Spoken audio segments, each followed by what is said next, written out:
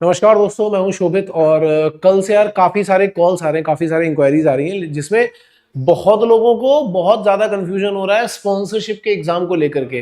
कई सारे ऐसे स्टूडेंट हैं जिनकी जो रैंक आई है वो टॉप 1000 में है या टॉप 2000 में है, ऐसी रैंक आई है। ठीक है, मतलब किसी की 500 है, किसी की 600 है।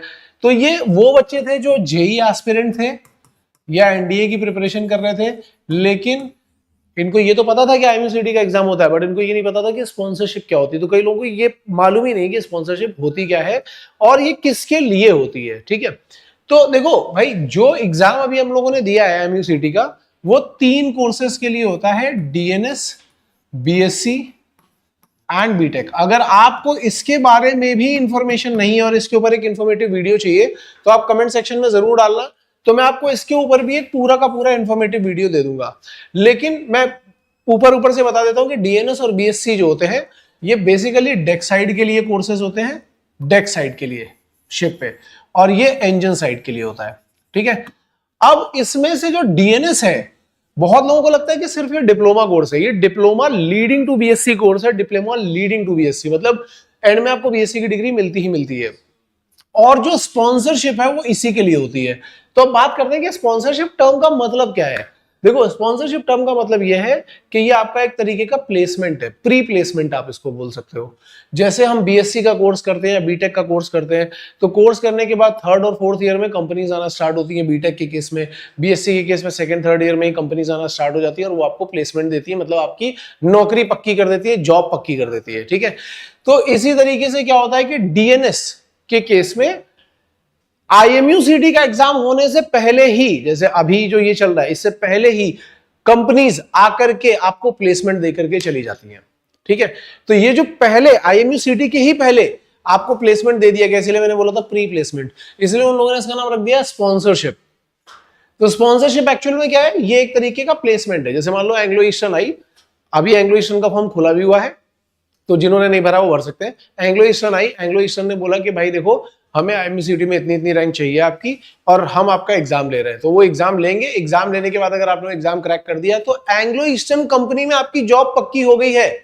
अब क्या होगा कि आईएमसीटी में रैंक आने के बाद आपको करना क्या है, आप जैसे रैंक आ जाएगी एंग्लो ईस्टर्न को बताओ, वो अपने कॉलेज में आपको बुलाएंगे। कॉलेज में 1 साल का डिप्लोमा का कोर्स होगा, उसके बाद 18 मंथ का ट्रेनिंग होगा। ट्रेनिंग के बाद आप सेकेंड मेट का एग्जाम लिखोगे और फिर उसके बाद आप शिप पे जॉब कंटिन्यू कर दोगे, एंग्लो ईस्टर्न में ही कंटिन्यू कर दोगे। तो ये जो कंपनीज है, ये काम केवल डीएनएस के लिए ही किया जाता है। मैक्सिमम कंपनी डीएनएस के लिए करती है, कुछ कंपनीज अब बीएससी के लिए भी करने लगी है। लेकिन अब बात ये आती है कि क्या अभी राइट नाउ हमारे पास कोई कंपनी है जो स्पॉन्सरशिप दे रही है? क्योंकि अगर आप राइट नाउ की कंडीशन करोगे, अभी क्या हो रहा है, तो भाई देखो, अभी आईएमयूसीटी का रिजल्ट आ चुका है। आईएमसीटी का रिजल्ट जो है वो आउट हो चुका है, बट मैक्सिमम कंपनी ने अपने फॉर्म खत्म कर दिए। फॉर्म जो ओपन होते थे वो पहले हुए। ठीक है, तो अगस्त बैच के लिए जो कंपनी के फॉर्म ओपन होने चाहिए थे वो ओपन होकर के क्लोज भी हो चुके हैं। लगभग सभी कंपनीज ने अपना टेस्ट कंडक्ट करवा लिया है। अब टेस्ट में क्या क्या होता है वो भी थोड़ी देर में एक्सप्लेन करूंगा, लेकिन मैं अभी फिलहाल ही बता रहा हूं कि लगभग सभी कंपनीज ने अपना करवा लिया है। अगस्त बैच के लिए अगर अभी देखेंगे तो केवल एक ही कंपनी है, एंग्लो ईस्टर्न, जिसने अपना फॉर्म अभी भी ओपन करके रखा हुआ है। आप वो फॉर्म फिलअप कर सकते हो अगर आपकी रैंक पीसीएम बहुत अच्छा है। जैसे आज ही मेरे पास कम से कम 15-20 कॉल मैंने ऐसे देखे जिसमें 500 रैंक है, 1000 रैंक है, 600 रैंक है, 700 रैंक है, 88 रैंक है, 82 रैंक है, इस तरीके की रैंक है।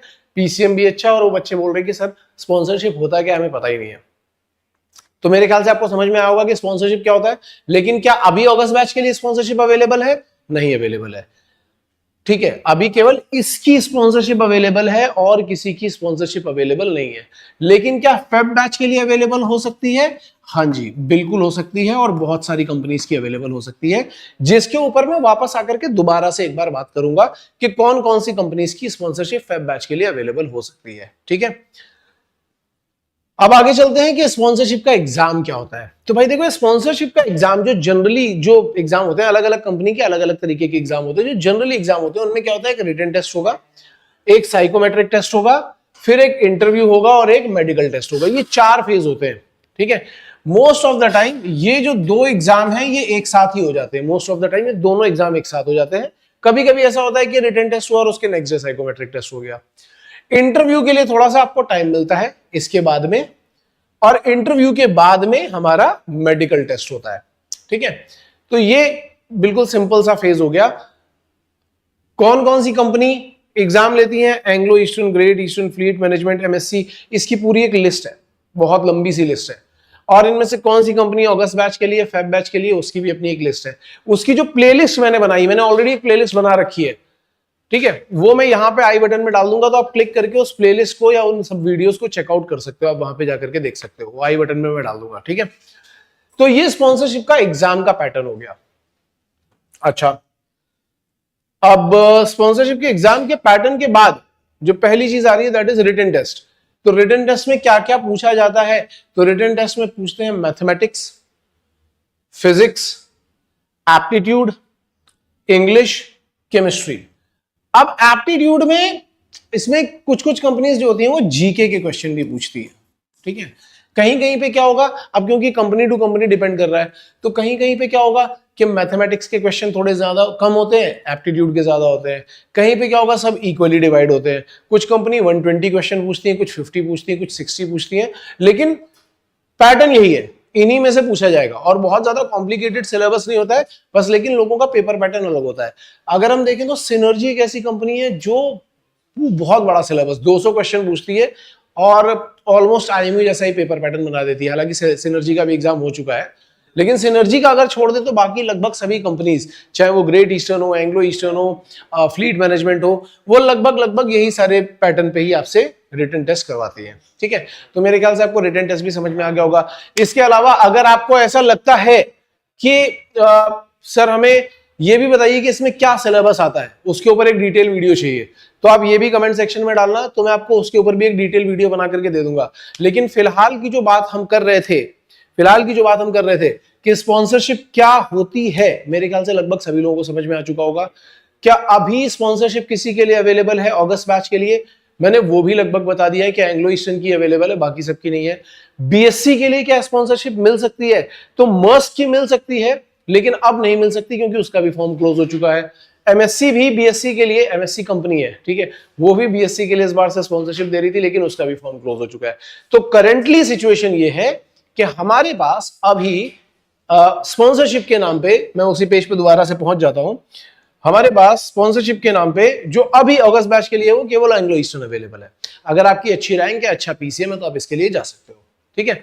अब बात दूसरी आती है कि फेब बैच, कि अगर सर मेरी तो अच्छी रैंक है, जैसे अब एक बच्चा, एक केस स्टडी ले लेते हैं, एक बच्चा बोला सर मेरी ना 3000 समथिंग रैंक है, ठीक है, और मेरा पीसीएम भी काफी सही है, से 77 के ऊपर है या 75% के ऊपर है, ग्रेटर देन 75, ठीक है, ऐसा है 75, 80, 85। तो बोल रहे हैं कि सर क्या करूं मैं, आईएमयू काउंसलिंग में जाऊं या नहीं जाऊं? देखो इस केस में आईएमयू काउंसलिंग में अगर आप जाओगे भी तो आपको कॉलेज मिलना थोड़ा सा मुश्किल है, अभी नहीं मिल सकता। अगर आपके पास अभी स्पॉन्सरशिप नहीं है तो आप क्या कर सकते हो, एक तो एंग्लो ईस्टर्न के लिए तो ट्राई कर ही सकते हो, अगर मिल गया तो अच्छी बात है, नहीं मिला तो मैं इन बच्चों को सजेस्ट करूंगा कि फेब बैच के लिए जाओ, क्योंकि फेब बैच में आपके पास कितनी कंपनीज अवेलेबल है, एंग्लो ईस्टर्न अवेलेबल है, फ्लीट मैनेजमेंट अवेलेबल है, वॉलम अवेलेबल है, ठीक है, और इसके अलावा और कौन सी है, शिपिंग कॉर्पोरेशन ऑफ इंडिया है, ग्रेट ईस्टर्न है, ठीक है, समुद्रा वाला भी है, एक आध कंपनी इसमें और भी हो सकती हैं, ठीक है, मुझे शायद याद नहीं आ रही होंगी, लेकिन एक आध कंपनी इसमें और भी, हाँ 7 आइलैंड कैसे भूल गया मैं, 7 आइलैंड अवेलेबल है, इतनी कंपनीज अवेलेबल है। अगर आप मोर देन 70% पे हो, सब अवेलेबल है, लेकिन आप ऐसे मान के चलो कि आपका जो परसेंटेज है अगर वो 70 से कम है, 65 से 70 के बीच में है, तो जो 65 से 70 है, 65 से 70% अगर पीसीएम है, तो आपके लिए क्या अवेलेबल है? फिर आपके लिए ये दोनों अवेलेबल नहीं है, ये है, ये है, ये है, ये है और ये है, ठीक है। अगर आप बोलोगे कि नहीं सर मेरा तो 65 से भी कम है, तो फिर आपके लिए और कम हो जाएगा, ग्रेट ईस्टर्न और शिपिंग कॉर्पोरेशन ही रह जाएगा, ठीक है। तो इस तरीके से कंपनी का अवेलेबिलिटी है। लेकिन मेरे ख्याल से आपको समझ में आ रहा होगा, मैं केस स्टडी लेकर के बता रहा हूं। अगर आप 3000 के ऊपर हो, आप 3000 से 7000 हो, 8000 हो, तो यहां पे इतनी अवेलेबिलिटी है, बस आपका पीसीएम अच्छा होना चाहिए। लेकिन अगर आपका पीसीएम भी अच्छा नहीं होगा तो फिर प्रॉब्लम है। तो आई होप आप सभी लोगों को ये सारी चीजें समझ में आ गई होंगी। अगर कुछ बच्चे, अब जैसे मेरे से कुछ पेरेंट ये पूछ रहे हैं, कि पेरेंट भी पूछ रहे हैं, बच्चे भी पूछ रहे हैं कि सर हमें क्या करना चाहिए, क्या हमें आईएमयू कैंपस के लिए जाना चाहिए, क्या हमें बीएससी के लिए जाना चाहिए, क्या हमें बीटेक के लिए जाना चाहिए। तो भाई देखो, मेरा सजेशन बिल्कुल सिंपल है। मेरा सजेशन ये है, जो मुझे अगर आप पूछोगे तो मैं हमेशा डीएनएस को प्रेफरेंस देता हूं। इसमें सबसे ज्यादा डीएनएस को प्रेफरेंस देने का एक रीजन है। डीएनएस को प्रेफरेंस मैं इसलिए देता हूं क्योंकि पहली बात तो आपको प्लेसमेंट मिल जाता है सबसे पहले, ठीक है। दूसरी बात, डीएनएस के नाम से लोग कंफ्यूज होते हैं कि डिप्लोमा ही तो है, लेकिन डीएनएस का जो फुल फॉर्म है वो है डीएनएस लीडिंग टू बीएससी। मतलब डीएनएस में डिप्लोमा मिलेगा और जब आप सेकंड मेड का एग्जाम दोगे तो आपको बीएससी की डिग्री भी मिलेगी, उसके बिना कुछ भी नहीं होने वाला। तो प्रोसेस तो ऑलमोस्ट सेम ही है। तीसरी चीज ये है कि डीएनएस की फीस जो होती है वो सबसे कम होती है, ये 5 से 10 लाख के बीच में ही होती है। जबकि बीएससी की फीस अगर आप देखोगे या बीटेक की फीस देखोगे तो 10 लाख के ऊपर निकल जाती है। तोलानी जैसे कॉलेज में तो 20 लाख के ऊपर निकल जाती है, ठीक है। तो क्या फायदा है, एक तो फीस कम है, दूसरी बात टाइम कम लगने वाला है, तीसरी बात नंबर ऑफ कॉलेजेस इसके ज्यादा है, चौथी बात आपको प्लेसमेंट सबसे पहले मिल रहा है, प्लेसमेंट की सिरदर्दी ही खत्म है। तो मैं हमेशा जो प्रेफर करूंगा वो मैं प्रेफर करता हूं डीएनएस। तो अगर कोई डीएनएस के लिए जाना चाहता है, जाने वाला है, अब बहुत बच्चे ये बोल रहे हैं अरे सर मैं अपना 6 महीने वेस्ट नहीं करना चाहता। देखो, ये 6 महीना वेस्ट करना नहीं है, इसको हम बोलते हैं 6 महीने इन्वेस्ट करना। क्योंकि आपकी जो लाइफ है, एक एवरेज ह्यूमन बीइंग की लाइफ, जो मैं बार बार बोलते रहता हूं कि इंडिया में 71 ईयर्स है, और अभी आप शायद 18 साल के हो गए, 19 साल के हो गए, 20 साल के हो गए। अगर आप 6 महीने इन्वेस्ट कर देते हो तो आपकी आगे की लाइफ जो है वो बहुत अच्छी तरीके से जाने वाली है, ठीक है ना। और अगर आप नहीं करते हो तो इट इज योर चॉइस, कभी आपको प्लेसमेंट मिला, कभी नहीं मिला, कभी और कुछ प्रॉब्लम होगी। तो अगर मैं अपने किसी स्टूडेंट को या अपने किसी रिलेटिव को सजेस्ट करूंगा तो मैं सजेस्ट करूंगा कि 6 महीने इन्वेस्ट करके डीएनएस में जाओ, क्योंकि पैसा कम लगेगा, कम टाइम में जल्दी अच्छी जगह पर पहुंच जाओगे, ठीक है। और उसके लिए बस आपको थोड़ी प्रिपरेशन करनी है, कोई बहुत कॉम्प्लिकेशन नहीं है। आईएमयू का एग्जाम अगर आप क्रैक कर रहे हो तो स्पॉन्सरशिप का रिटर्न तो 2 मिनट में क्रैक कर लोगे, ठीक है, इतना डिफिकल्ट एग्जाम नहीं होता।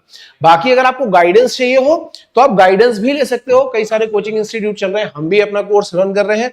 मेनली क्या होता है यार, रिटर्न की उतनी बड़ी प्रॉब्लम नहीं होती जितनी प्रॉब्लम इंटरव्यू की होती, क्योंकि इंटरव्यू में हमें फेस टू फेस इंटरव्यू देना बहुत ज्यादा जरूरी है। ऑफलाइन अगर आप इंटरव्यू देने जा रहे हो, मैं हमेशा सजेस्ट करूंगा, अगर आप इंटरव्यू देने जा रहे हो तो इंटरव्यू में आजकल 2 तरीके के कोर्सेज चल रहे हैं, एक ऑनलाइन चल रहा है और एक ऑफलाइन चल रहा है, ठीक है। ऑनलाइन तो कई जगह पर स्कैम चल रहा है, एक बहुत बड़े लेवल का। ऑनलाइन में कई जगह पर बहुत बड़े लेवल का स्कैम चल रहा है। यहां पे तो मैं, अगर आप बोलोगे तो मैं इसके ऊपर भी एक सेपरेट वीडियो बना दूंगा, इस ऑनलाइन स्कैम के ऊपर। मैं ये नहीं बोल रहा हूं कि सारे ऑनलाइन स्कैम चल रहे हैं, मैं बोल रहा हूं कि ऑनलाइन में बहुत बड़ा स्कैम चल रहा है। अगर आप बोलोगे तो सेपरेट वीडियो बनाऊंगा, नहीं तो मैं सजेस्ट करता हूं ऑफलाइन में जाओ, क्योंकि जब तक आप इंटरव्यूअर के सामने आकर के बात नहीं करते हो, क्वेश्चन नहीं बताते हो, तो आपका जो बोलने का तरीका है, कम्युनिकेशन स्किल्स हैं, आपकी जो जितनी भी फीलिंग्स है, आपका जो फेस का एक्सप्रेशन है, आपकी जो नर्वसनेस है, वो तब तक ठीक नहीं हो सकती। तो अगर किसी में ये सारी चीजें हैं तो उसको कम से कम 15 से 20 इंटरव्यू ऑफलाइन देने चाहिए, ठीक है। तो ये इंटरव्यू का ये इंपॉर्टेंट चीज होती है। अच्छा, अब हम एक बैच स्टार्ट कर रहे हैं, इसके लिए ही लास्ट इंफॉर्मेशन ये है, बैच स्टार्ट कर रहे हैं 16 जून से, जो कि स्पॉन्सरशिप बैच है, ठीक है। तो स्पॉन्सरशिप बैच में 2 तरीके के बैचेस हैं, एक ऑफलाइन भी है और एक ऑनलाइन भी है, ठीक है। ऑनलाइन बैच में हम ऑनलाइन इंटरव्यू नहीं लेते हैं, मैं क्लियरली बता रहा हूं। ऑनलाइन बैच में हम आपको सब कुछ पढ़ा देंगे, सब कुछ बता देंगे, क्वेश्चंस भी बता देंगे, सब कुछ बता देंगे, लेकिन इंटरव्यू अगर आपको देना होगा तो आपको सेपरेट पे करके ऑफलाइन ही आना पड़ेगा। ऑफलाइन बैच में भी हम पढ़ाते सारी चीजें सेम ही है, मतलब आपका पूरा रिटर्न का सिलेबस खत्म कराया जाएगा, सितंबर तक ये खत्म हो जाएगा। उसके बाद हम एक बार पूरा का पूरा रिवाइज भी कराएंगे, इंटरव्यू की प्रिपरेशन भी होगी, और काफी इंटरव्यू दे सकते हो आप, काफी इंटरव्यू, मिनिमम 15-20 इंटरव्यू तो दे ही सकते हो आप ऑफलाइन इंटरव्यू, ताकि आपकी ज्यादा से ज्यादा अच्छी प्रिपरेशन हो सके। ऑफलाइन की फीस ऑफ कोर्स ज्यादा होगी, क्योंकि यहाँ पे स्टूडेंट साइज लिमिटेड होता है, ओनली 40 स्टूडेंट्स होते हैं। यहां पे ऐसी कोई लिमिटेशन नहीं है, इसलिए इसकी फीस कम होती है। यहां पे अगर आप 8 जून तक रजिस्टर कर रहे हो तो आपको 20% का ऑफ मिल सकता है। अगर आप ये बैच ज्वाइन करना चाहते हो तो हमारे नंबर पे आप फटाफट कांटेक्ट कर लो। अगर सपोज आपकी बात नहीं हो पा रही, क्योंकि आजकल बहुत ज्यादा ये कॉल्स आ रहे हैं, तो अगर बाई चांस आपकी बात नहीं हो पा रही है तो आप क्या कर सकते हो, इस नंबर पे व्हाट्सएप भी कर सकते हो। और इसके अलावा अगर व्हाट्सएप, वैसे तो डेली हम ट्राई यही कर रहे हैं कि व्हाट्सएप के सारे रिस्पॉन्स हम दे दें उसी दिन, दूसरा कोई बंदा, दूसरा टीचर या कोई भी बंदा आपको रिस्पॉन्ड करेगा। अगर इस पे नहीं हो पाता है तो दूसरा नंबर ये है, आप इस पे भी कॉल या व्हाट्सएप कर सकते हो। लेकिन मेरा सजेशन ये है कि जो भी कॉल या व्हाट्सएप करोगे वो 10 AM से 7 PM के बीच में ही करना। यार बाकी सब लोग भी ह्यूमन बींग्स हैं, उनकी भी लाइफ है। वो उसके बाद रात में कुछ लोग 11-12 बजे तक कॉल कर रहे हैं और सुबह 6 बजे से ही शुरू हो जाते हैं, ये नहीं करना यार, इसके बीच में ही कॉल करना, ठीक है। तो ये इंफॉर्मेशन थी जो मुझे बतानी थी आपको स्पॉन्सरशिप के बारे में। इसके अलावा जो मुझे लग रहा है कि जो और ज्यादा अच्छी इंपॉर्टेंट इंफॉर्मेशन हो सकती है, जो कई लोग पूछ रहे हैं, वो है BSc versus BTech versus DNS। अगर आपको ये चाहिए कमेंट सेक्शन में बताओ, तो हम यही कमेंट सेक्शन में यही डालना, BSc versus BTech versus DNS, तो मैं उसके ऊपर एक डिटेल वीडियो बना दूंगा। अगर आपको स्पॉन्सरशिप का सिलेबस चाहिए कि स्पॉन्सरशिप का सिलेबस क्या है, तो मैं वो भी एक डिटेल वीडियो में आपको एक्सप्लेन कर दूंगा। और एक बहुत इंपॉर्टेंट चीज है जो मैंने आपको बताया कि ऑनलाइन इंटरव्यू स्कैम, जिसमें इंटरव्यूअर ही नहीं है, इंटरव्यूअर की जगह पर भी बच्चे ही बैठे हुए हैं, ठीक है, और बहुत बड़ा झोल चल रहा है वहां पे। अगर आपको उसके ऊपर एक वीडियो चाहिए तो आप वो डालना, मैं उसके ऊपर भी वीडियो बना दूंगा, ये आपकी चॉइस है, ठीक है। तब तक के लिए ऑल द बेस्ट गाइस।